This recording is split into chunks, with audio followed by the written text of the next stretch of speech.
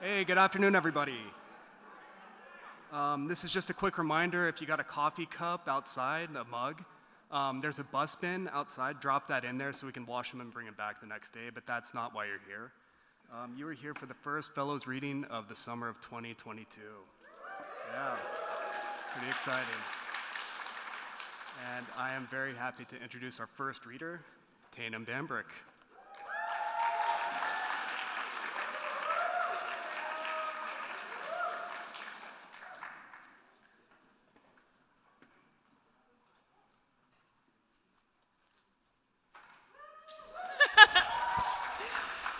It's a really long walk. Ooh, sorry. Is this like way too loud? Can you hear me? It's good? Okay. Hi, everyone. My name is Taneum. I also go by T. Nice to meet all of you like this. Thank you to everyone who's running this conference. It's going so well. It's been so fun. I haven't had to sit alone yet at the lunch table, and I'm really glad about that. I was nervous. I also want to say thank you to Dustin Pearson, who taught me how to iron today so I could iron my dress for this. Thank you. I'm going to start with two really sad breakup poems. So I hope you're in the mood for that. Sorry. Separating. At 29, I drink strawberry cider with an X in the mist outside a pizza restaurant. He painted off a ladder this summer, asks if I've smelled the difference between fear and regular sweat. Down the road, there's a church with a tall wooden door where we once kissed so fast the earrings fell off my head. Today, he lives with a beautiful artist. I often think of him holding my thighs beside a river after we finished a bottle of Malbec. Mosquitoes pulling little blankets above the grass. I know if I sit here long enough, he will say the thing he forgets he always says. You're a planet. I never want you to leave.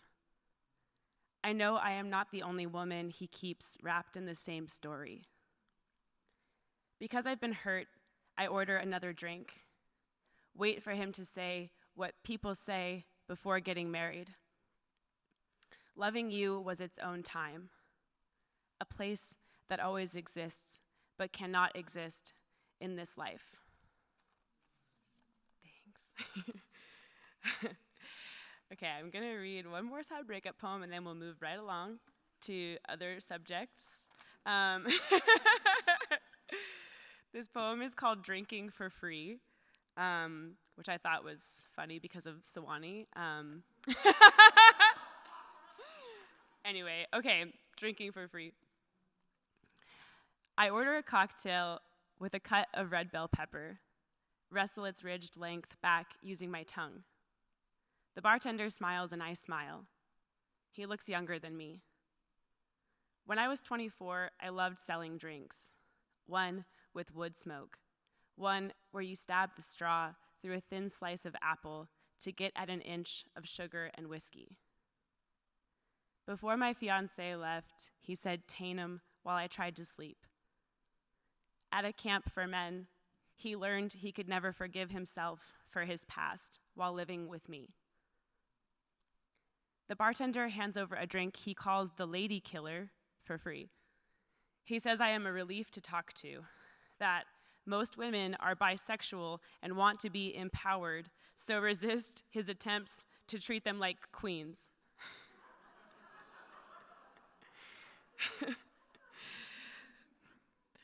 I pull the sprig of rosemary out of the Collins glass and the ice sinks. I ask him if he wants to kill me. Killing me is the joke of this drink. I can hear my new friends being supportive. Thanks. So sweet. Okay, I have a book coming out in September, and I'm really excited. Yeah. Excited and nervous, of course, and it's called Intimacies Received, and a lot of my friends like lovingly make fun of me for that title and text me. When I text them, they'll be like, I received your intimacy. And so I know it's a lot of a title, but it's about like the formation of an intimate self and trying to find joy in intimacy when you've had Maybe that joy compromised by things like, in my experience, like PTSD and queer erasure. And I also live with chronic illness. So just thinking about like how all of those things compound and make it difficult to feel, to feel good when thinking about intimacy and forming that part of myself.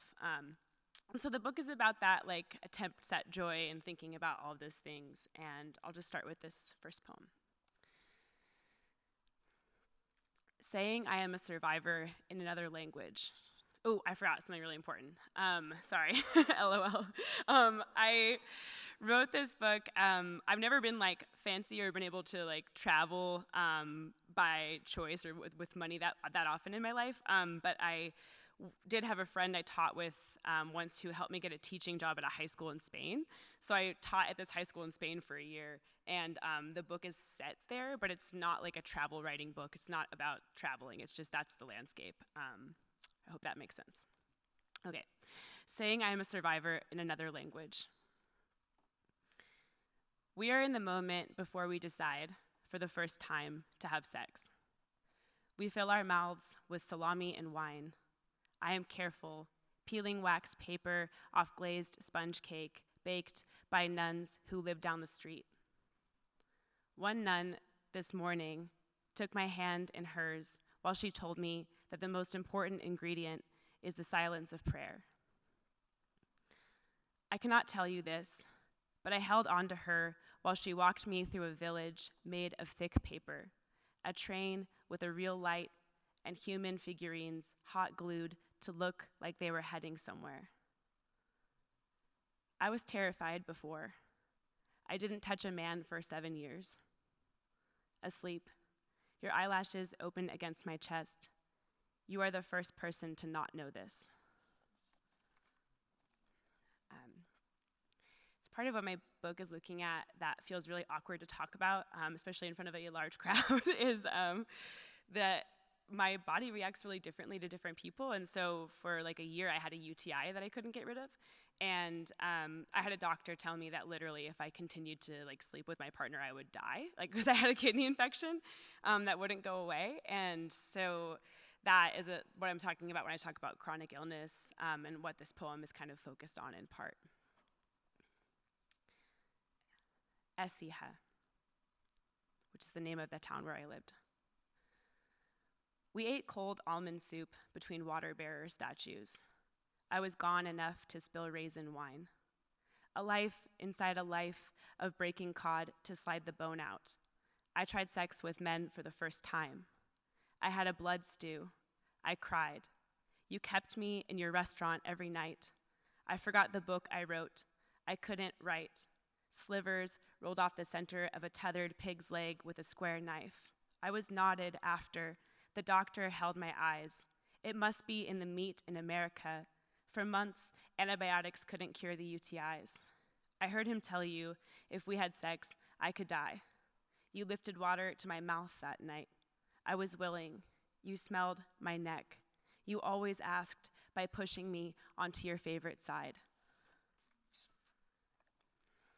Okay, y'all been so nice. I'm gonna read my last poem. And this is the title poem. And it's in the voice of the romantic partner. And I think, when I think about this poem, I think about trying to articulate how it feels to live with someone when you have a chronic illness and how that can make you kind of depend on them. So yeah, this is in his voice. Intimacies received. Having you was like having a baby. A box of matches carrying bees across a lake. I keep the reel of your passport photo in my coat pocket, bent around a coin. There were many nights when you threatened to run away. If falling in love is a decision, I listened for the click in your breath. You aren't old enough to know yet. Few people have your best interest at heart. At heart, I swept the wet glass of you throwing your pills across the street. When you were sick, I wrote your weight in kilograms so you wouldn't understand what was happening. Thank you so much.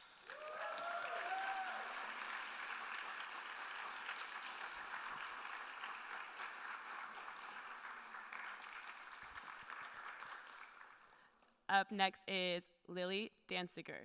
Yay!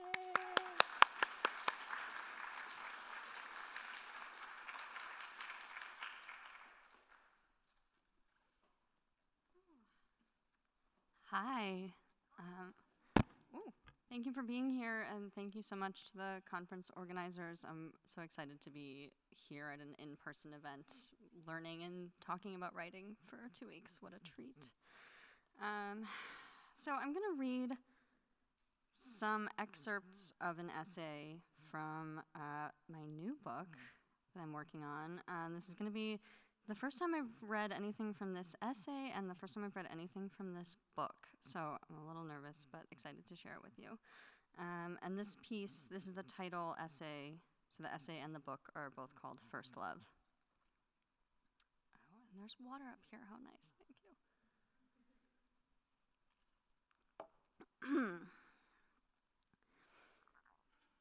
I sent my first love letter when I was 6 years old.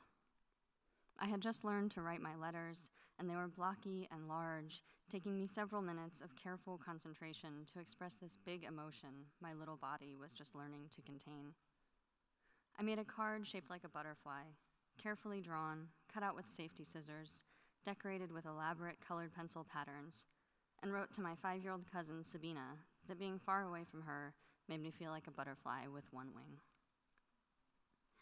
The grown-ups called us Snow White and Rose Red, Fair Lily and Dark Sabina Rose, for my pale, freckly skin and blonde curls that stuck out in every direction, and her brown skin and straight black hair that was always brushed to a sheen and neatly braided. Though our mothers shared a Black-Irish sisterly resemblance, I looked more like my father, who was Jewish, and Sabina looked like hers, who was Filipino. The contrast in our appearances only contributed to the feeling that we were two halves, reversed mirror images. Can you guys hear that echo, or is that only in my ears? Are you okay? Am I too close? Okay, good.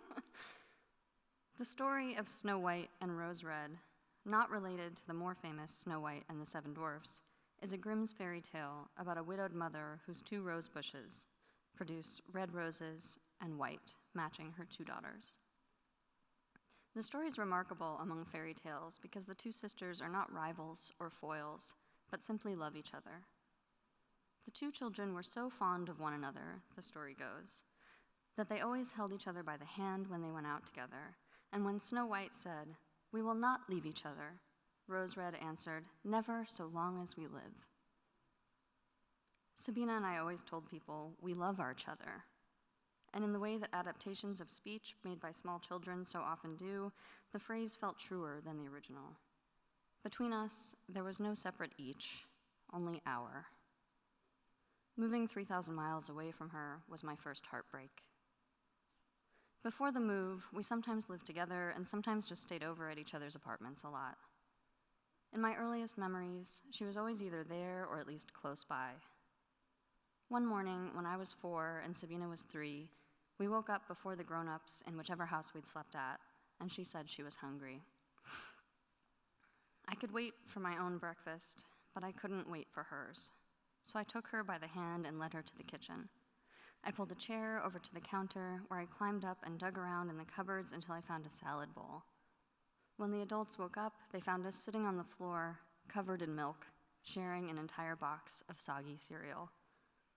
That was always how I felt about Sabina. If she was hungry, I would climb obstacles taller than myself to bring her a whole week's worth of breakfast.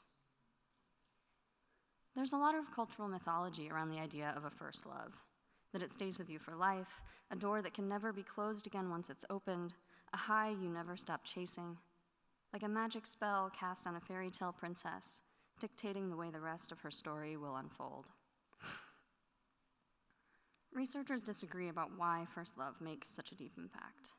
Some chalk it up to the fact that first experience with romantic love tend to happen during our teenage years, when everything is amplified by increased hormone levels and when the part of the brain that retains memories is maturing.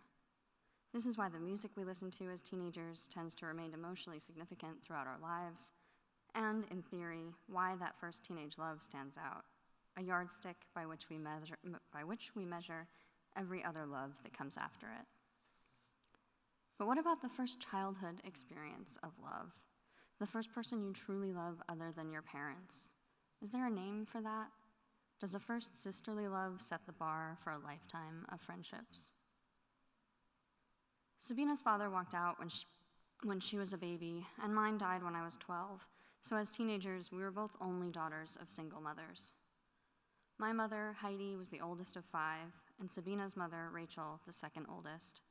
The two of them bearing the deepest scars of a chaotic and traumatic childhood that included foster care, abuse, neglect, a hippie commune, a bank robbery, and a custodial kidnapping. They both carried the impact of their childhood instability into their own mothering, just in opposite ways. My mother never found solid ground, attempting to outrun her demons with regular, short-notice cross-country moves and to drown them in heroin. She protected me better than her own mother had, but still, I inherited chaos like a family heirloom. Rachel, meanwhile, braced so hard against the chaos that she perceived any deviation from order as a threat, like an overactive immune system reacting to something harmless as if it were a pathogen, an allergy to imperfection. My mother brought me to stay with Rachel and Sabina for a few weeks the summer I was 14 and Sabina was 13, when the first flashes of my inherited teenage self-destruction were too much for her to handle. By then, we'd moved back to New York, just a bus ride away from Rachel and Sabina in Philadelphia. My mother worked during the day and had no way to stop me from getting drunk in the park first thing in the morning and doing God knows what else, so she dropped me off with her sister. Resentful, I was sullen and silent the whole way to Philly. I refused to make eye contact with my mother as she ushered me out the door, onto the subway, and then onto the Bolt bus, setting my jaw in an unmistakable sulk and pulling my black hoodie over as much of my face as I could, despite the July heat. My forehead against the window and my Converse pulled up onto the seat as the bus slid along the New Jersey Turnpike. I blasted Nirvana in my headphones and felt sorry for myself for missing out on whatever trouble my friends were getting into back in the city. I still refused to look at or speak to my mother when the bus finally stopped with a wheeze in Philadelphia, or during the cab ride to Rachel and Sabina's apartment. When my aunt opened the door to greet us, I stood with my arms crossed, scowl still on my face, making sure that she, too, knew I wasn't happy to be there. I saw her and my mother exchange a glance and prepared to dig even deeper into my sulk. But then Sabina came bounding up the stairs behind Rachel 2 at a time, waving her hands in the air and yelling, "Yiddy!" her childhood nickname for me from when she was a toddler and couldn't make an L sound. She was wearing a lime green tank top with butterflies on it, everything about her so bright and bouncy and excited. She hurled herself directly at me, enveloping me in a big hug, completely ignoring how sour I was being. I laughed a little, despite myself, and hugged her back, letting her rock both of our bodies back and forth in excitement. I couldn't help but soften just a little. We spent those weeks being kids together. I remember them as the very last days of my childhood, which I'd been ready to leave behind, but was willing to revisit one last time with Sabina. We made up dances like we used to, though I picked the music, The Clash mostly. Walked around her neighborhood picking flowers, went to the library to check out a big stack of books, which we read on opposite sides of the couch, our feet all in a pile together in the middle. We helped Rachel cook dinner, watched movies, went to bed early and stayed up late, whispering to each other. They were as good and happy, as busy and cheerful as ever 2 children in the world were, the Brothers Grimm wrote of Snow White and Rose Red. And I'm gonna skip ahead because this essay is really long. So I'm skipping a whole chunk out of the middle, but basically what happens is Sabina and I grew apart as teenagers because I dropped out of high school and did a lot of hard drugs, and she was on the honor roll and a ballerina, and we just didn't have a ton in common. But then we kind of found our way back to each other right when we were entering adulthood. I kind of settled down and went to college, and she moved out of her mother's apartment, and we kind of met in this middle ground. And we're really excited and visited each other and spent a lot of time taking the bus back and forth, and I'm going to pick up kind of in the middle of that.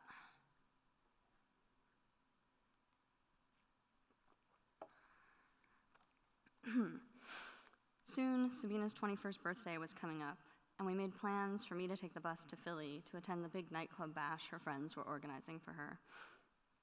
I don't think I own anything hip enough for your crew, I said, teasing a little. Don't worry, she said, laughing. I'll make sure you look hot. I woke up one afternoon, 3 weeks before the party, and saw that I'd missed a call from my Aunt Rachel.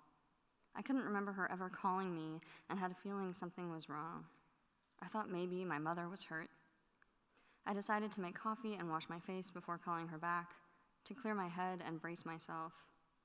But still, when she said, they found a body, they think Sabina is dead, the words got all jammed up on their way into my brain, so they didn't make any sense. Rachel was crying, but I latched onto the phrase, they think. Sure, it must be a misunderstanding. But it might not be her, right? I asked, my voice urgent. No, they think it is, she said. There it was again, they think.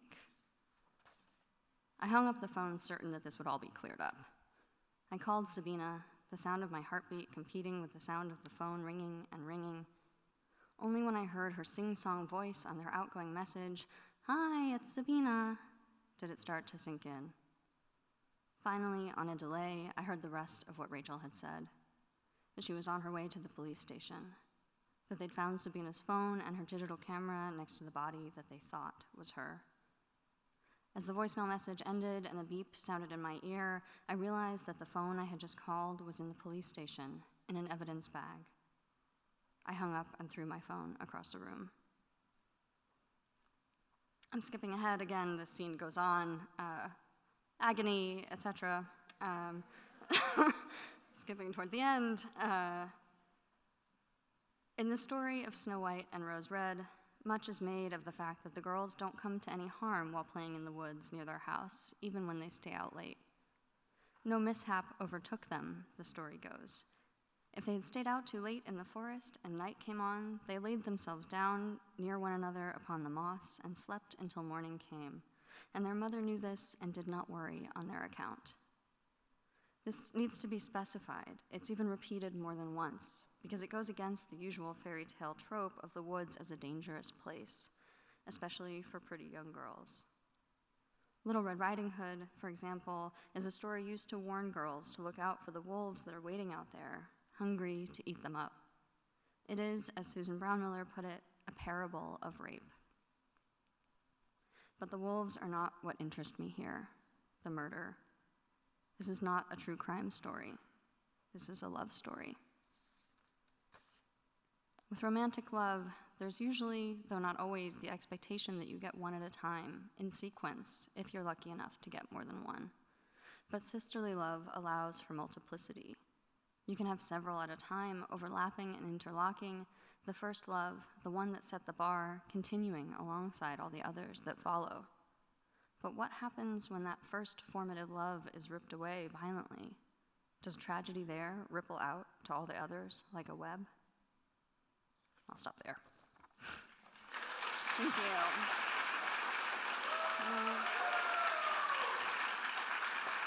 And up next, we have David Heska Wanbli Weiden. Welcome.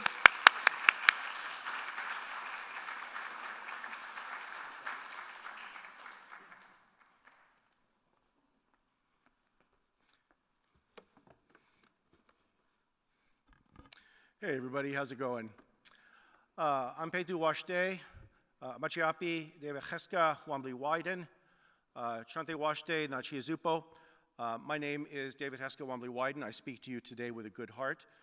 Thank you so much to the organizer, Sewanee. I am delighted and honored to be here, and I wish to acknowledge the ancestors of the Native people upon whose land we stand upon.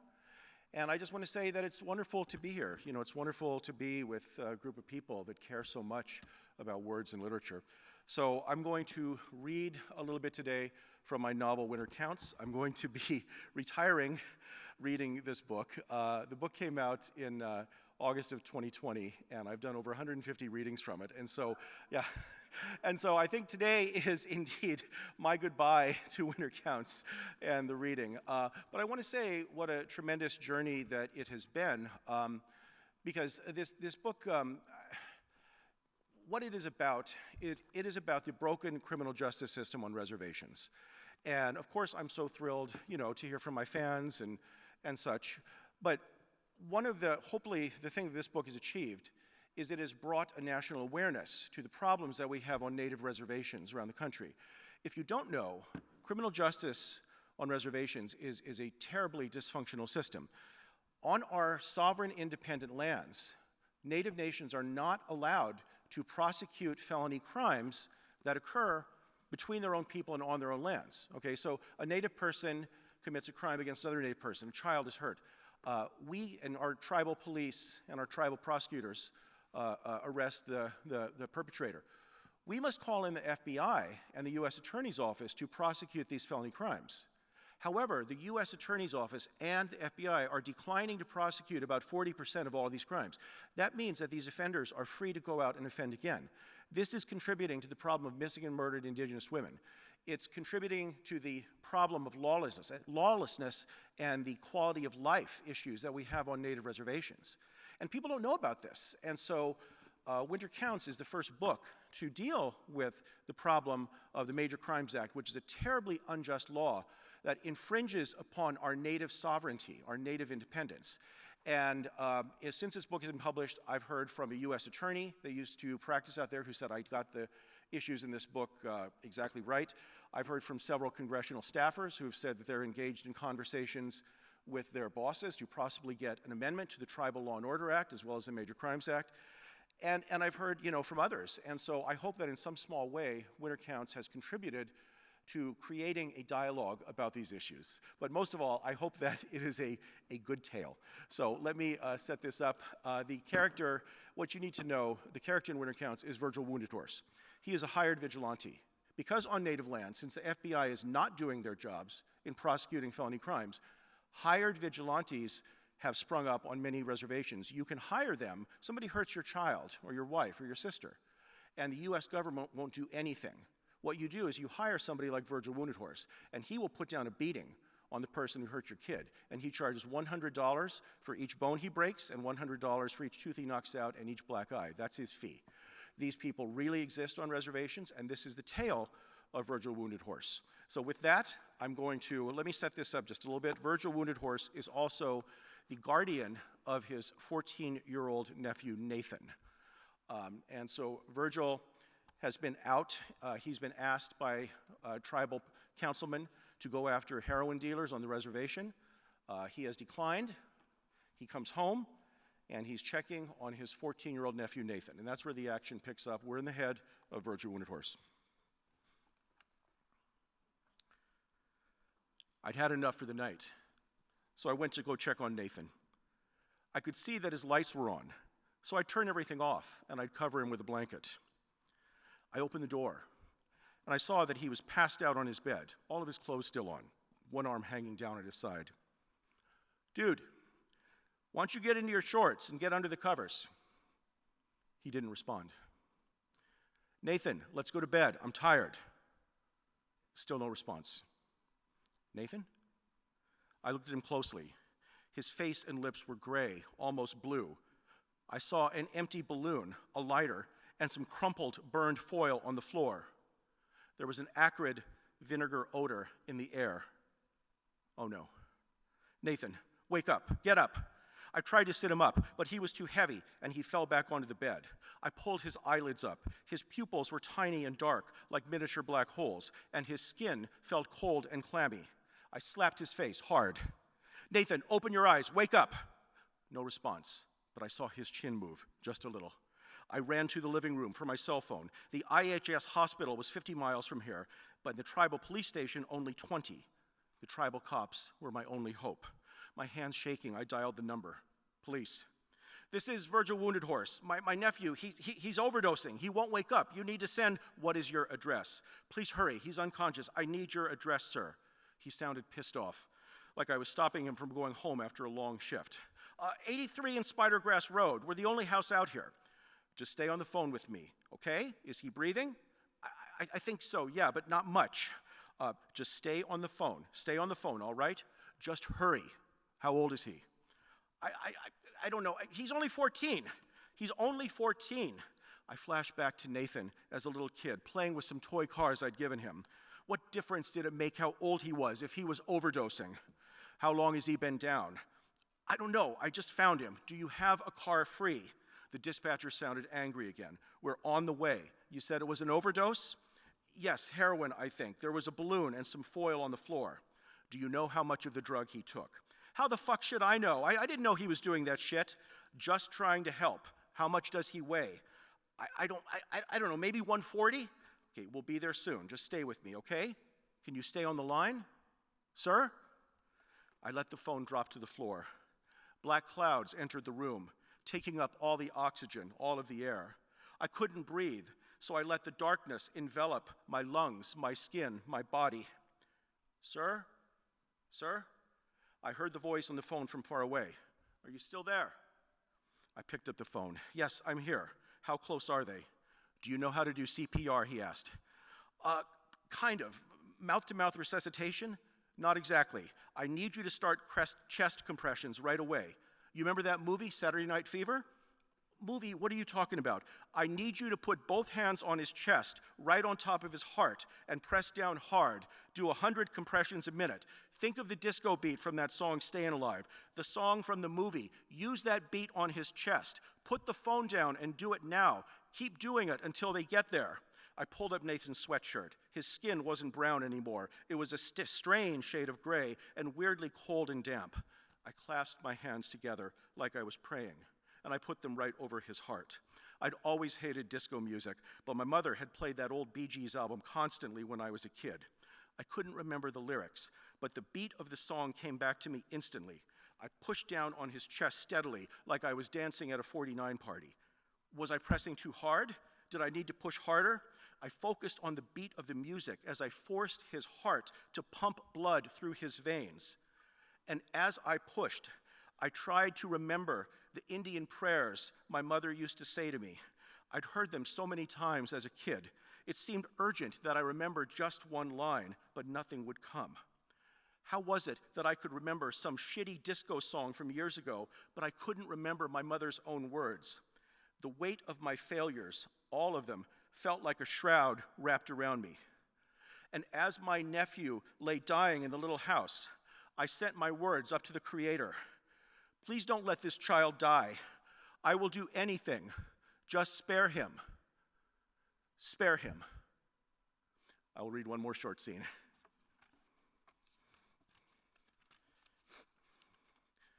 Virgil is now in the hospital, waiting to see if Nathan will live or die. Hours passed while I waited for Nathan to wake up. I tried to stop my mind from going to dark places, but images of my nephew as brain damaged crowded into my head. I was proud of him, his intelligence and his curiosity and his fierce defense of music I hated. It was breaking my heart and my spirit to imagine that these parts of him might be gone for good. And then I started to obsess over things Nathan had done that might have tipped me off to hard drug use. Had he been acting strangely? Maybe I should have searched his backpack and phone. I gave up trying to stop this parade of images and just sat there with my fear and my guilt. The window in the hospital room was murky, like it hadn't been washed in years, but I could still glimpse the russet hills and rolling prairie of the reservation outside in the dying light. Back in the time before Columbus, there were only Indians here. No skyscrapers, no automobiles, no streets. Of course, we didn't use the words Indian or Native American then. We were just people. We didn't know that we were supposedly drunks or lazy or savages. I wondered what it was like to live without that weight on your shoulders. The weight of the murdered ancestors, the stolen land, the abused children, the burden every Native person carries. We were told in movies and books that Indians had a sacred relationship with the land, that we worshiped and nurtured it. But staring at Nathan, I didn't feel any mystical bond with the res. I hated our shitty, unpaved roads and our falling down houses and the snarling packs of dogs that roamed freely in the streets and alleys. But most of all, I hated that kids like Nathan, good kids, decent kids, got involved with drugs and crime and gangs because there was nothing for them to do here. No after-school jobs, no clubs, no tennis lesson. Every month in the Lakota Times newspaper, there was an obituary for another teen suicide. Another family in the burned Thai nation who'd had their heart taken away from them. In the old days, the Ayapaha was the town crier, the person who would meet incoming warriors after a battle, ask them what happened so they wouldn't have to speak of their own glories, and then tell the people the news. Now, the Ayapaha, our local newspaper, announced losses and harms too often, victories and triumphs too rarely. Why didn't I leave? People here always talked about going to Rapid City or Sioux Falls or Denver, getting a job and making a clean break, putting aside native ways and assimilating, adapting to suburban life. But I thought about the sound of the drummers at a powwow, the smell of wild sage, the way little native kids looked dressed up in their first regalia, the flash of the sun coming up over the hills. I wondered if I could ever really leave the reservation because the res was in my mind, a virtual res, one that I was seemingly stuck with. And then I fell into a half sleep, immersed in fugue dreams and transient thoughts, images of Indian children dancing in my head. Thank you.